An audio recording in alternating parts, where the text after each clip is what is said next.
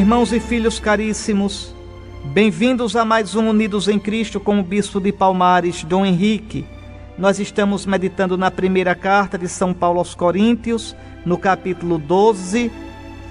Agora vamos para o versículo 8. São Paulo estava dizendo que a cada um é dada a manifestação do Espírito Santo, em vista do bem de todos, quer dizer, da igreja toda. Preciso entender, nós somos membros do corpo de Cristo. Pelo batismo, nós entramos no corpo de Cristo. Ninguém é cristão sozinho. Não existe isso de aceitar Jesus como meu salvador privado. Não, Jesus é meu salvador, mas ele me salva enquanto eu sou membro do seu corpo, que é a igreja. Sem a igreja, a salvação não acontece. A igreja é ministra, a igreja é o lugar, a igreja é o instrumento da salvação. A igreja é o povo de Deus Pai, corpo de Deus Filho, templo de Deus Espírito Santo. Pois bem, o Espírito que nós recebemos é para a edificação do corpo de Cristo, em vista do bem de todos. 1 Coríntios 12, 7. E vamos continuar. Versículo 8. A cada um é dada pelo Espírito uma palavra de sabedoria. Não, desculpe. A um é dada pelo Espírito a palavra de sabedoria. A outro, uma palavra de conhecimento, segundo o mesmo Espírito. A outro é dada a fé, pelo mesmo Espírito. A outro são dados dons de cura, pelo mesmo Espírito. A outro, o poder de fazer milagres. A outros, a profecia. A outro, o discernimento dos Espíritos. A outro, a diversidade de línguas. A outro, o dom de as interpretar. Todas essas coisas as realiza um e o mesmo Espírito, que distribui a cada um conforme quer. Então São Paulo cita aqui alguns dons que são próprios daquela época e das comunidades que ele acompanhava. Nem todas as comunidades cristãs tinham esses dons. As comunidades de São João, de São Pedro, não tinham assim esses dons, tinham outros dons. Os dons, os carismas, eles surgem, desaparecem, tá certo? De acordo com a necessidade da igreja. É preciso entender isso. Então São Paulo aqui cita vários dons. O dom da sabedoria, que é o dom de ter o discernimento das coisas de Deus, não é? Uma palavra de conhecimento, que mostra o conhecer os planos de Deus, que conhecer os planos de Deus na vida das pessoas. Outro, uma fé enorme, uma fé realmente espantosa, sobrenatural, fora do comum. A outro, o dom de cura. A outro, o poder de fazer milagres. A profecia. Vocês veem, na própria igreja de Antioquia havia profetas que falou de uma fome que ia haver em Jerusalém. Havia um profeta que falou que Paulo seria preso. A outro, o discernimento dos espíritos.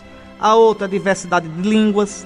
Eram pessoas que falavam em línguas. Tem uma distinção entre rezar em línguas e falar em línguas. Rezar em línguas é louvar a Deus. Chega num ponto que as palavras não bastam mais. Você então explode no louvor com gemidos. E outra coisa é falar em língua. Falar em língua é dar alguma mensagem para alguém, para uma comunidade em língua. E aí precisa de alguém para discernir, para interpretar. É obrigado a ter esses dons? Não, os dons são gratuitos. Os carismas são gratuitos. Ninguém é obrigado a falar em língua. Ninguém é obrigado a ter dom de interpretar. Ninguém é obrigado a rezar em língua. Isso acontece mais nos ambientes carismáticos. É correto? É. É obrigado para todo mundo? Não. É de Deus? É, se for para a edificação do corpo de Cristo, para o bem da igreja, para a glória de Cristo. Ótimo. Quem tem isso é superior a quem não tem? Não. Ter esses dons é essencial para a salvação? Não. Então, dons e carismas, Nosso Senhor dá a quem quer, quando quer, como quer e porque quer. Compreende?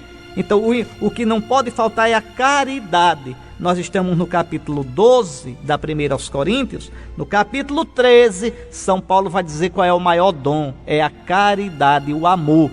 Aí ele vai dizer, se eu não tiver o amor, eu posso falar línguas, eu posso fazer milagres, eu posso fazer o que for, que nada disso vai servir.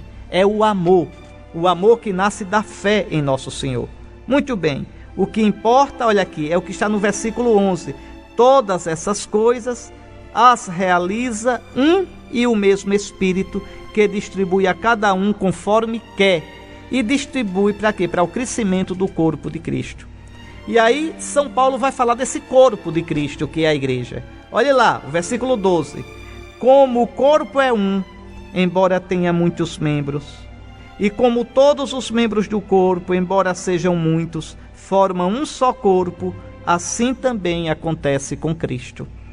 De fato, todos nós, judeus ou gregos, quer dizer, vindos do povo de Israel ou vindos do paganismo, escravos ou livres, fomos batizados num só Espírito. Olha aqui o sacramento do batismo, veja que dá o Espírito Santo. Fomos batizados num só Espírito para formarmos um só corpo na Eucaristia. E esse corpo é a igreja. E todos nós bebemos de um único Espírito. Que coisa linda isso, que coisa linda. Bebemos de um único Espírito no batismo e na Eucaristia. Porque em cada sacramento a gente recebe sim a graça do Espírito Santo para crescer cada vez mais como o corpo de Cristo, que é a igreja. Pense nisso. Você tem a graça de ser membro da igreja, da nossa Mãe Católica. Pense nisso. E que te abençoe o Deus Todo-Poderoso, Pai, Filho e Espírito Santo. Amém.